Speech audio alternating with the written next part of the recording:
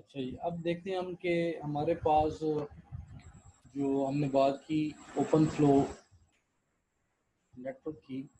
Open flow जब introduce किया गया तो ओपन फ्लो और नेटवर्क ऑपरेटिंग सिस्टम को जब इंट्रोड्यूस किया गया तो कौन से ट्रेड ऑफ थे उस वक्त।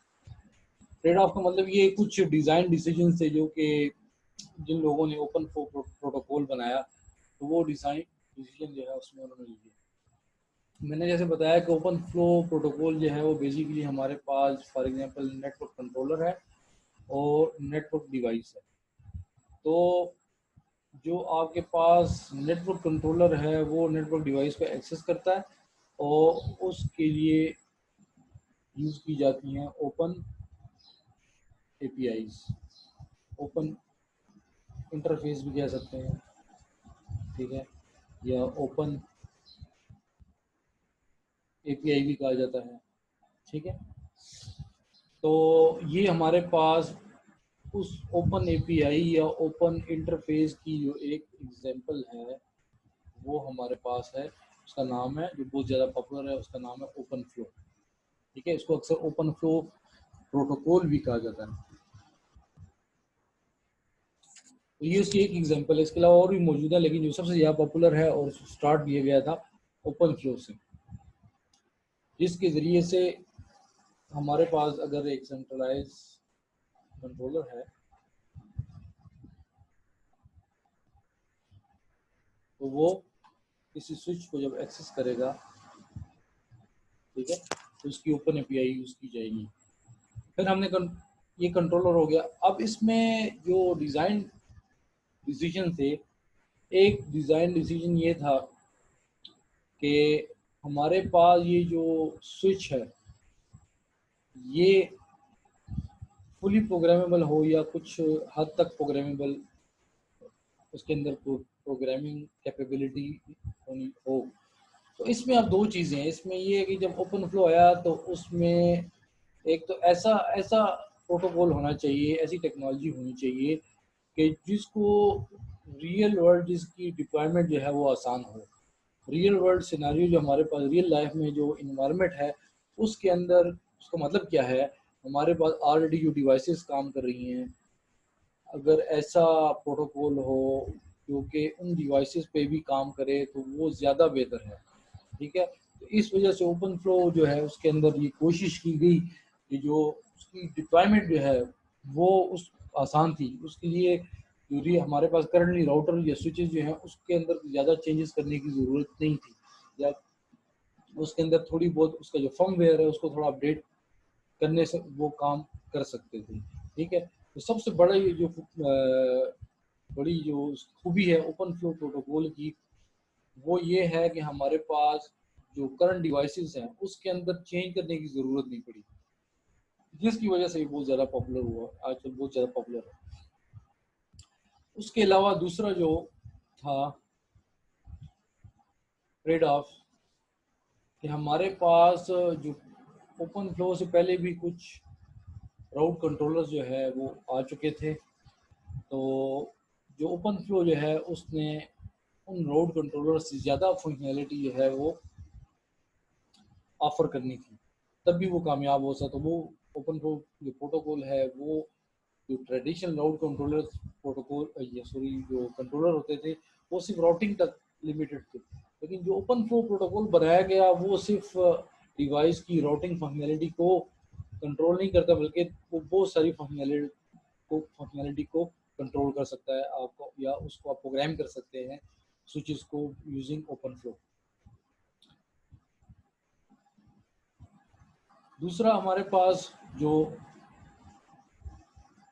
एक ट्रेड ऑफ ये था कि हमारे पास जो कमोडिटी स्विचेस हैं उसके अंदर अगर ओपन फ्लो को यूज़ किया जाए तो उसकी फ्लेक्सिबिलिटी इतनी ज़्यादा नहीं थी, वो इतनी ज़्यादा फ्लेक्सिबल नहीं, तो वो इतनी ज़्यादा उसके अंदर चेंजेस नहीं की जा सकती थी। ये डिज़ाइन इश्यूज थे जब ओपन फ्लो प्रोटोकॉल बनाया गया, तो उसके वक्त जो है ये कुछ डिज़ाइन इश्यूज उस वक्त मौजूद थे। ओपन फ्लो और जो नेटवर्क ऑपरेटिंग सिस्टम बनाया गया उस वक्त, तो उस वक्त कुछ टेक्नोलॉजी पुशेस थी।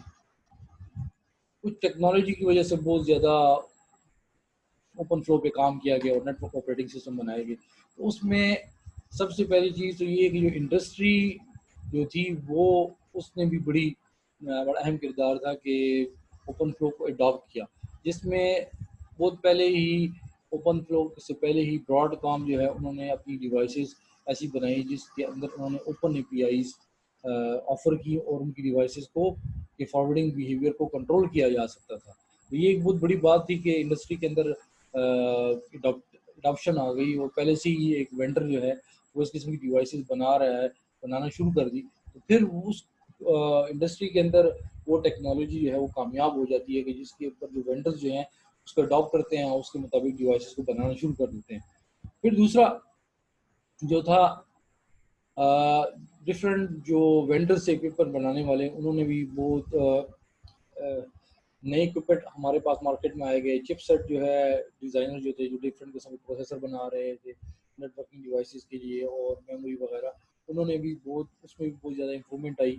उन्होंने भी ऐसी डिवाइसेस बनाई, आप उसको कह सकते हैं कि वो open flow enabled devices market में आना शुरू होंगी। नेटवर्क ऑपरेटर्स ने भी जो है इसके अंदर बहुत इंटरेस्ट लिया और जो रिसर्चर्स हैं उन्होंने भी इंटरेस्ट लिया। जो वेंडर्स ने उन्होंने इसलिए इंटरेस्ट लिया कि ये नई टेक्नोलॉजी थी और मार्केट के अंदर इन होने के लिए उन्होंने इसको अडॉप्ट किया और बहुत ज़्यादा अट्रैक्टिव भी थी।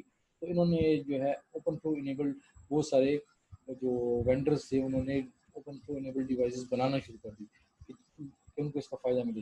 जो चिप डिज़ाइनर्स हैं जो कि कमोडिटी ऐसी डिवाइसेस के नेटवर्किंग डिवाइसेस के लिए चिप बनाते थे, उन्होंने भी अपनी नई जो चिपसेट्स जो है वो ऑफर की कि उसको डिफरेंट वेंडर्स यूज़ कर सकें।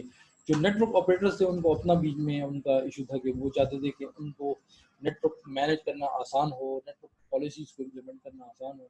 उन्होंने भी इसमें बहुत ज़्यादा इंटरेस्ट लिया और जो रिसर्चर्स थे जो नेटवर्किंग के अंदर रिसर्च कर रहे थे उन्होंने भी इसमें बहुत ज़्यादा इंटरेस्ट लिया। उसकी वजह ये थी कि वो चाहते थे कि ऐसी टेक्नोलॉजी और ऐसा पैराडाइम आए नेटवर्क के अंदर जिसके अंदर वो नेटवर्क एक्सपेरिमेंट्स और नए नेटवर्क के अंदर इनोवेशन और नई टेक्नोलॉजीज़ को आसानी से जो है वो बना सके, उस पे एक्सपेरिमेंट्स वगैरह कर सकें। तो उनके लिए भी इसके अंदर बहुत ज़्यादा अट्रैक्शन थी, तो उन्होंने भी इसमें बहुत ज़्यादा काम किया। और दूसरा जो हमारे पास ऑलरेडी जो ओपन फ्लो जिस तरह से काम करता था, जो ऑलरेडी स्विचेस थे उसके अंदर जो सपोर्टेड फंक्शन की ज़रूरत थी वो ऑलरेडी स्विचेस में मौजूद थे। जो स्विचेस थे उसके अंदर इतनी ज़्यादा चेंजेस करने की ज़रूरत नहीं पड़ी, इस वजह से जो है वो बहुत ज़्यादा कामयाब हुआ। दूसरा जो ओपन फ्लो जो है उसका इस्तेमाल शुरू में जो है वो कैंपस नेटवर्क बनाने में किया गया, स्मॉल स्केल नेटवर्क्स में। फिर उसके बाद उसको बढ़ाया गया डाटा सेंटर्स की तरफ, बड़े नेटवर्क्स की तरफ उसको बढ़ाया गया। तो इस तरह से उसके एक्सपेरिमेंट में शुरू हुए। डाटा सेंटर्स ने भी उसको बहुत ज़्यादा उसके ऊपर तवज्जो दी। उसकी वजह ये कि डाटा सेंटर नेटवर्क के अंदर ओपन फ्लो बेस्ड नेटवर्क्स का फ़ायदा ये था कि वो अपने प्रोग्रामर्स को हायर करके अपनी मर्ज़ी से नेटवर्क एप्लीकेशन डिज़ाइन कर सकते थे और उनको अब जो वेंडर्स जो हैं उनके ऊपर जो है रिलाई करने की ज़रूरत नहीं थी, क्योंकि जो लेगेसी नेटवर्क्स हैं उसके अंदर ये जो बड़े डाटा सेंटर ऑपरेटर्स हैं, उनके बड़े बड़े डाटा सेंटर्स हैं जैसे गूगल हो गया या इसके अलावा ये जो बड़े बड़े ऑर्गेनाइजेशन हैं डाटा सेंटर्स हैं, उनको अपना इक्विपमेंट जो है वो थोड़े टाइम के बाद उसको रिप्लेस करना पड़ता था नई फंक्शनैलिटी के लिए।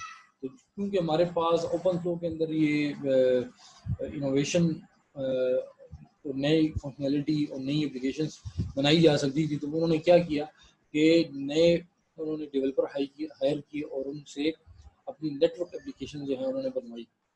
तो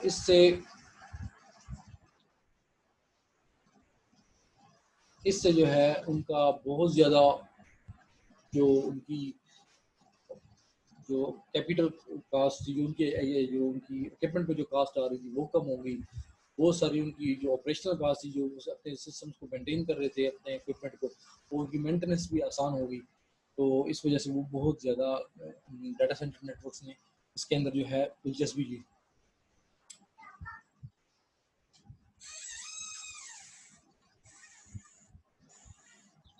ओपन फ्लो की जो कंट्रीब्यूशन थी उसमें सबसे जो पहली कंट्रीब्यूशन थी वो ये थी कि ओपन फ्लो जो प्रोटोकॉल है उसने नेटवर्क डिवाइसेस के लिए एक जनरलाइज्ड फंक्शन डिफाइन किया। मतलब जो ओपन फ्लो एपीआई है उसके वजह से जो नेटवर्किंग डिवाइसेस हैं उनके लिए एक generic application programming interface define किया गया। और उसकी ख़ास बात ये थी कि इससे पहले जो राउटिंग कंट्रोलर्स थे वो स्पेसिफिक फंक्शनैलिटी को, जैसे राउटिंग वगैरह बिहेवियर जो है उसको चेंज कर सकते थे। लेकिन ओपन फ्लो ने जो फॉरवर्डिंग बिहेवियर जो आप ओपन फ्लो को यूज़ करके चेंज कर सकते हैं किसी नेटवर्किंग डिवाइस का, उसके अंदर आप जो पैकेट्स हैं, जो पैकेट है उसकी 13 हेडर्स जो हैं उसको चेंज करके आप उसके फॉरवर्डिंग बिहेवियर को आप अफेक्ट कर सकते हैं। मिसाल के तौर पे अगर आपने पैकेट हेडर के अंदर आप उसके आईपी जो एड्रेसेस हैं उसकी बेस के ऊपर आप बिहेवियर आप डिफाइन कर सकते हैं। आप मैक एड्रेस की बेस के ऊपर बिहेवियर डिफाइन कर सकते हैं। आप पोर्ट एड्रेस की बेस के ऊपर बिहेवियर को डिफाइन कर सकते हैं।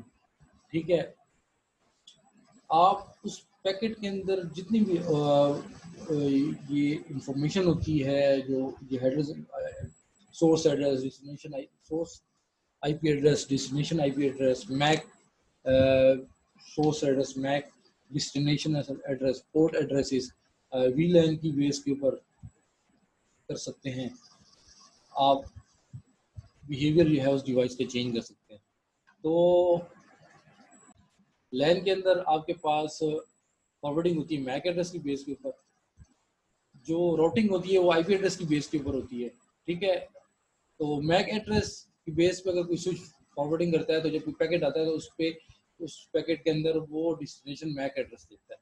फिर उसकी बेस के ऊपर MAC address, destination MAC address को वो वहाँ से उसको कैप्चर करके जो मैक टेबल है उसमें देखता है कि ये जो डेस्टिनेशन है, डेस्टिनेशन मैक एड्रेस है, कौन सी पोर्ट जो है वो उस पोर्ट पे फॉरवर्ड किया जाए तो ये इस मैक डेस्टिनेशन को ये पैकेट पहुंचेगा। तो उस बेस पे ऊपर वो फॉरवर्डिंग हो जाती है। ठीक है, उसमें पोर्ट स्विच फॉरवर्ड कर देता है। इसी तरह स्विच जो है वो भी जब पैकेट आता है तो उसमें से आईपी डेस्टिनेशन आईपी एड्रेस निकालेगा। ठीक है, और उसकी बेस के ऊपर वो राउटिंग टेबल के अंदर एंट्री देखेगा, मैच करेगी।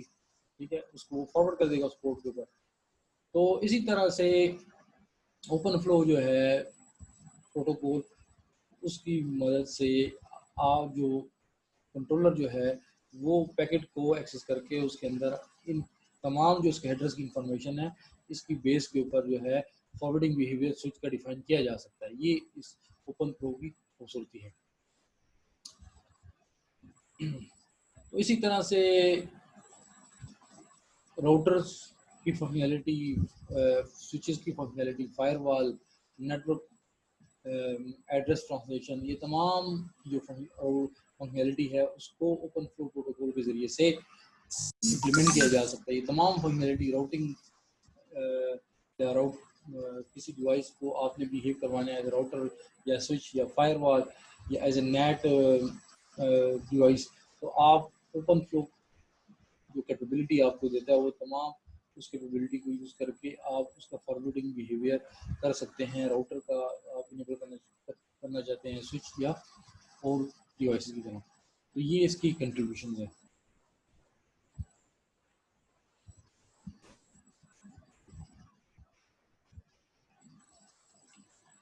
अच्छा, ये कुछ जो है कंफ्यूजन है लोग जो है इसके ओपन फ्लो के अंदर जो पहला पैकेट है वो जरूर कंट्रोलर की तरफ जाएगा और फिर वो आगे फॉरवर्ड होगा। ऐसा नहीं है, ऐसे भी उसके अंदर फॉरवर्डिंग हो सकती है कि उसके अंदर डिफरेंट एक रिएक्टिव फॉरवर्डिंग है और एक हमारे पास प्रोएक्टिव फॉरवर्डिंग है। तो प्रोएक्टिव फॉरवर्डिंग के अंदर पहले से ही रूल्स इंस्टॉल हो जाते हैं, उससे जो फ्लो का जो है वो पहला पैकेट जरूरी नहीं वो कंट्रोलर की तरफ जाए। दूसरा ये कि कंट्रोलर ज़रूर जो है वो सेंट्रलाइज होगा, मल्टीपल कंट्रोलर्स भी यूज़ हो सकते हैं। तो मतलब 3, 4, 5 कंट्रोलर्स डिपेंड करता है आपके नेटवर्क के साइज के ऊपर। तो डिसेंट्रलाइज जरूरी नहीं है कि आपका जो आर्किटेक्चर है वो सेंट्रलाइज ही हो। उसको स्केलेबल बनाने के लिए, उसको फॉल्ट टॉलरेंट बनाने के लिए उसके अंदर मल्टीपल कंट्रोलर्स यूज किए जा सकते हैं। इसके अलावा एक मिसकंसेप्शन ये है कि ओपन फ्लो और SDN ये दोनों एक ही चीज़ है। ऐसी बात नहीं है। ओपन फ्लो जो है वो आपके पास एक प्रोटोकॉल है जिसको आप यूज़ करके जो है डिवाइसेस को, ओपन APIs को एक्सेस कर सकते हैं। इसके अलावा और भी मौजूद हैं। ये दोनों प्रोटोकॉल जो है वो एक नहीं है, सॉरी, एक जो है ओपन फ्लो जो है हमारे पास प्रोटोकॉल है, वो SDN हमारे पास पूरा एक आर्किटेक्चर है। SDN प्रोटोकॉल का नाम नहीं है, SDN पूरा आर्किटेक्चर है जिसके अंदर आपका कंट्रोलर भी आ जाता है, आपकी ओपन APIs भी आ जाती हैं, आप इसके अंदर स्विचेस भी आ जाती हैं, सारा पूरा जो आर्किटेक्चर है। ठीक है।